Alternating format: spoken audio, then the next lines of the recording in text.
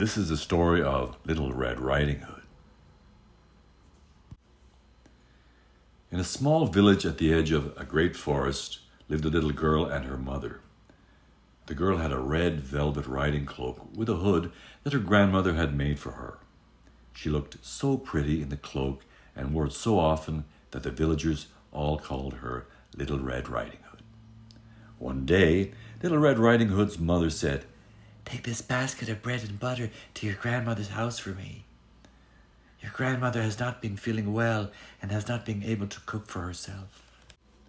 Now the grandmother's house was on the other side of the great forest. Little Red Riding Hood knew the way through the forest, for she went there often. She wasn't the least bit afraid, but her mother knew that any forest could be dangerous. "Go quickly," she said. "Don't dawdle and stay on the path." "I will," said Little Red Riding Hood, and off she went, carrying the basket of bread and butter. She had not gone far when she saw a wolf. "Good morning, Mr. Wolf," said Little Red Riding Hood. "Where are you going?" the wolf wanted to know. "And what do you have in that basket?" "I'm going to my grandmother's house," said Little Red Riding Hood. "I'm taking her this bread and butter from my mother because she has been sick." Now the wolf hadn't eaten in several days. Bread and butter would make a tasty snack, thought the wolf. But what I really want is to eat a tasty little girl, and I have a plan.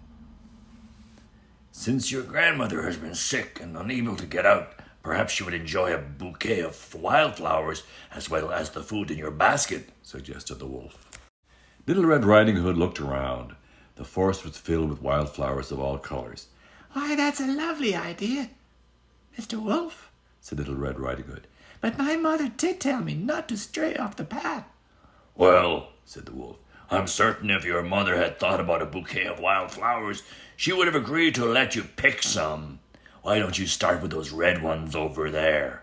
"All right," said Little Red Riding Hood, and she left the path through the forest to wander under the trees looking for flowers. When the wolf raced down the path to the house where Little Red Riding Hood's grandmother lived, he caught his breath and knocked on the door. "Who's there?" called the grandmother. "It's Little Red Riding Hood," said the wolf in a high, squeaky voice. "I brought you some bread and butter." "Then lift the latch and come in, dear," said the grandmother. She was tucked into bed and did not want to get up. But when the door opened and the wolf walked in, she sat straight up and then fainted from fright. The wolf was not interested in eating the old woman, only Little Red Riding Hood. So he rolled the grandmother under the bed. He put her on her lacy nightcap and jumped into her bed, pulling the covers up to his chin. Then he waited for Little Red Riding Hood to arrive. When Little Red Riding Hood could not carry any more wildflowers, she found the path and went on her way to her grandmother's house. She knocked at the door. "Who is it?" called the wolf in his best grandmother's voice. "It's Little Red Riding Hood," answered the girl. "I brought you some bread and butter and a bouquet of wildflowers."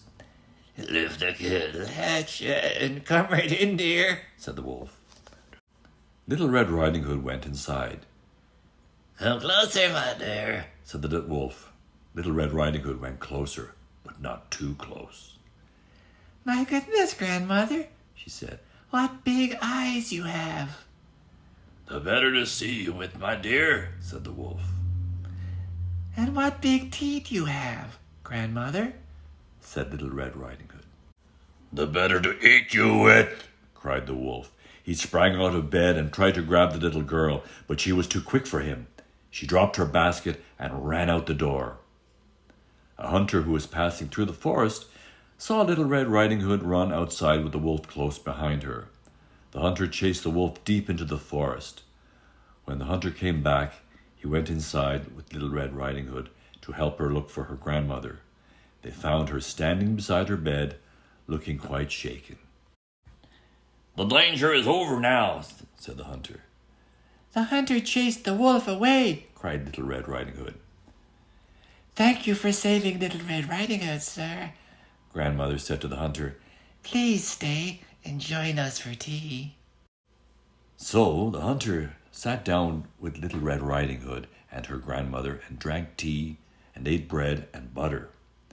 And although the bouquet of wildflowers made a lovely centerpiece, Little Red Riding Hood never strayed off the path in the forest again.